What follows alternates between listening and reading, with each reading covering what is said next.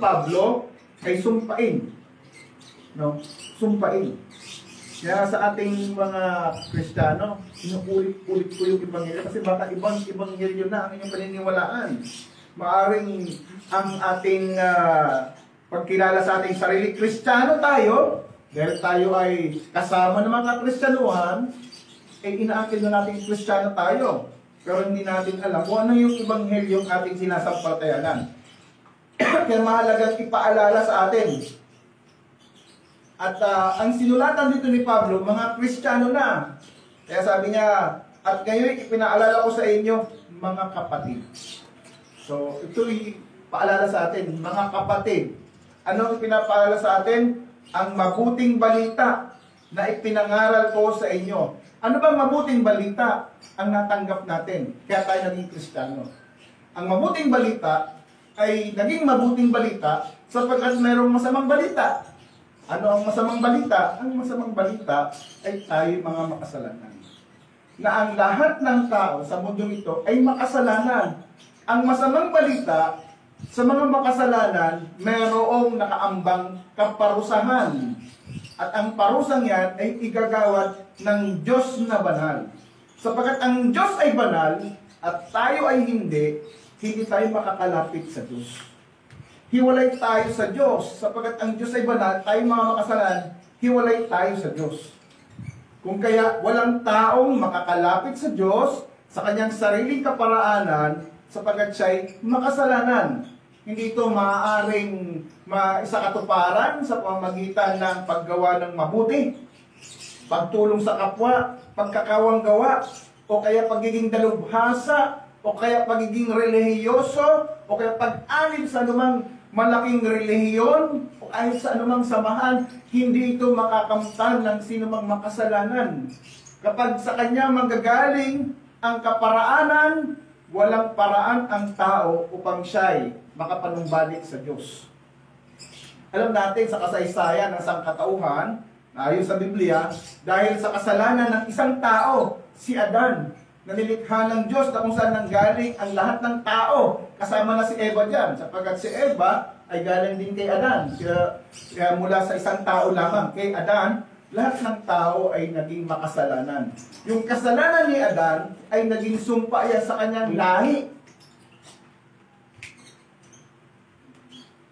Wala namang ibang lahi pa ni Adan na hindi galing sa kanya. Kaya nga, lahit ni Adan eh. So lahat tayo lahit ni Adan. Makasalanan tayo. At bilang makasalanan, dahil sa masamang balita, tayo ngayon ay parusahan. Romans chapter 3 verse 23, lahat ay nagkasala at kapos sa kaluwalhatian ng Diyos. Romans 6:23, at ang kabayaran ng kasalanan ay kamatayan. Ano ibig sabihin ng kamatayan? Ang kamatayan ay nangangahulugan ng pagkahiwalay sa Diyos. Ang kasalanan ay naghihiwalay sa atin sa Diyos. At kung tayo nahihiwalay sa Diyos, saan tayo napapalapit? Sa mga bagay na hindi ayon sa Diyos. Ano yun? Kasalanan, sanlibutan, Satanas. Yun lang ang maaaring puntahan ng hindi papunta sa Diyos. Ang isang taong makasalanan ay mahihiwalay. At ang kaduluduluhang kaparusahan nito ay parusang walang hanggan sa dagat-dagatan apoy. Ngayon, may mga nagtuturo na wala ng impyerno. Mag-ingat kayo doon. Magandang pakinggan, pero hindi siya magandang balita. No? May nagtuturo ngayon na dahil sa biyaya ng Diyos, sinaklawan na ng Diyos ang lahat ng tao. Kasi ligtas na. Ibig sabihin, kahit anong mangyari sa kanila dito sa mundo, langit. Meron pa kayo nabalita pag namatay, sabi sa impyerno siya. Di ba pag kayo makikilala, sabihin niya, magkita-kita tayo sa langit. Nasa hindi pupunta sa langit. Kasi hindi nila alam ang katotohanan. Subukan nyo naman kumatay sa mga lamayan. Di ba? Lahat silang nandoon. Langit ang iniisip nila, pupunta yung tao yun sa langit. Kahit walang ebanghelyo, langit lahat. Kasi napakasama daw ng Diyos kapag ang isang tao ay dadalhin sa impyerno. Ay yun ay pandirin lang, no? Pandirin lang siya. Hindi yan katotohanan. Kaya, yan ang maunawaan natin na dahil sa mayroong masamang balita, merong mabuting balita. Yun yung masamang balita na kanina. Ang tao ay makasalanan. At ang mabuting balita, merong kaligtasan sa isang taong makasalanan na hindi kinakailangan ng kanyang sariling kaparaanan. Hindi siya maliligtas ng sarili niyang gawa. Anong liham ni Pablo sa mga taga-Epeso? Sa biyaya, kayo ay nangaligtas, hindi sa pamamagitan ng inyong mga mabubuting gawa, upang walang sino man ang magmayabang o magmapuri o magmalaki sa kanyang sarili, kaya siya naligtas. Ang kaligtasan ay sa biyaya sa pamamagitan ng pananampalataya kay Kristo lamang. Ngayon ang tanong, sino yung Kristo na ito? Kasi napakaraming Kristo ngayon ang ating napapakinggan. Pangalang Kristo, pero ibang Kristo ang kanilang ipinapakilala at gusto nilang sampalatayanan mo. Kaya hindi lahat nangangaral ng Kristo, amen ka. Kahit pa sabihin natin malaking reliyon sila, malaking samahan, o kaya sumisikat sila o mabilis silang dumami, titingnan nyo sinong Kristo ang ipinapakilala nila. Meron akong sa kakilala na nakakausap ko sa Facebook, pinapakilala sa akin, ibang Kristo. Yung Kristo na maliit na Diyos. Diyos din. Kaya pag ikaw naniniwala ko si Kristo Diyos. Ako yung naniniwala din, Diyos din. Naniniwala ko si Kristo tao. Ako yung naniniwala, ay parehas tayo brother. Kasi naniniwala sa Diyos, tapos tao rin.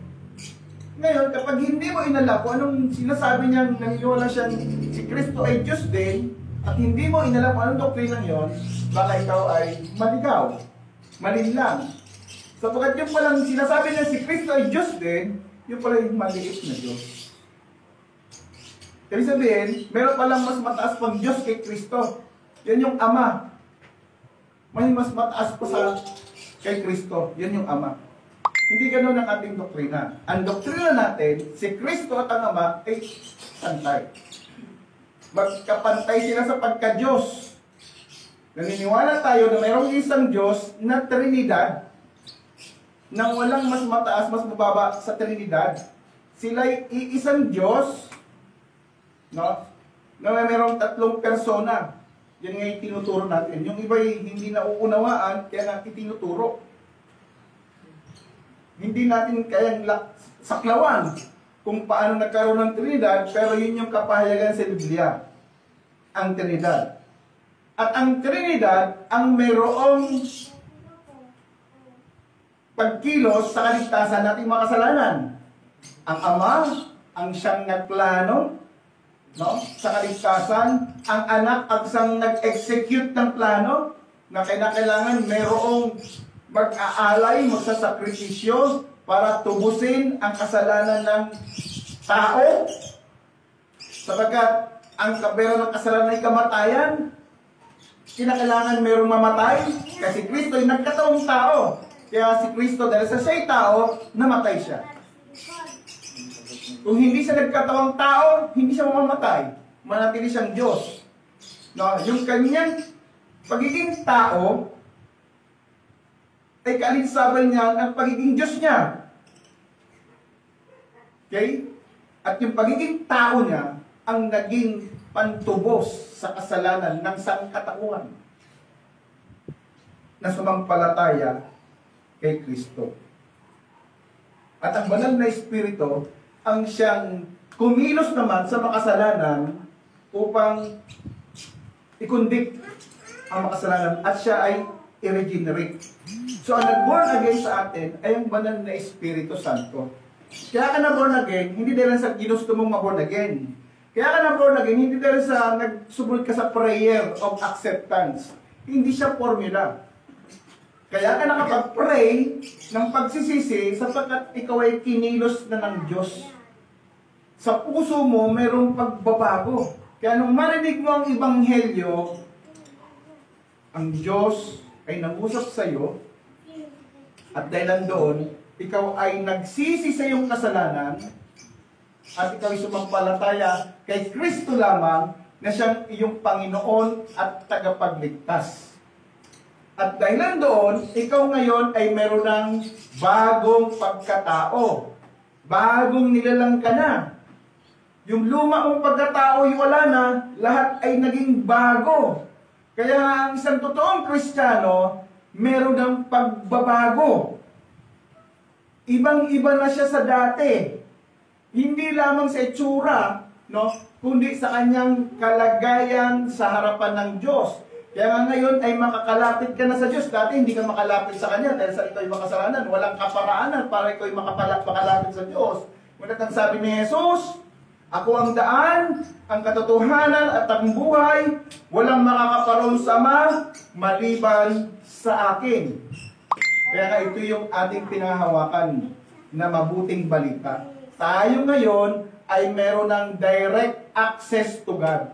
And that's why in every time na tayo ay nagtitipon-tipon as believers, the promise of the Lord Jesus Christ, if there are 2 or 3 are gathered in His name, there I am in the midst of them.